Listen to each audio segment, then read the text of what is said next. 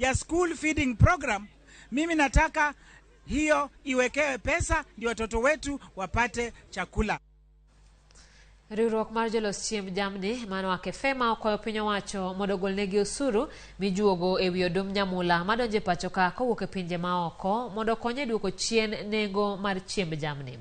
Kane giloso romo mar johand chiemb jamni kod jopith mawuok e kaunti ma Embu, jokanyogo wacho ni piny Kenya ok nyal nyayo oduma moromo mondo tigodo kod Jolos chiemb jamni. Giwacho ni bedo ni mwandu milosogo chiemb jamni nok kendo mantiere bechgi ni malo, chuno mondo gikel mwandu kowuok e pinje maoko manitiere bwo riwruok mar Komesa. Gimedo ni piny owacho nomiyo gi thuolo mar kelo oduma maoko juogi mano okoromo, omiyo nyaka yienegi mar kelo odumb nyamula bende e higa achiel mangima mondo kony sekta no. We have a situation where there's competition between yellow maize and white maize. White maize for human consumption, and if the feeds processors are competing for the same white maize as a human food, then it puts pressure.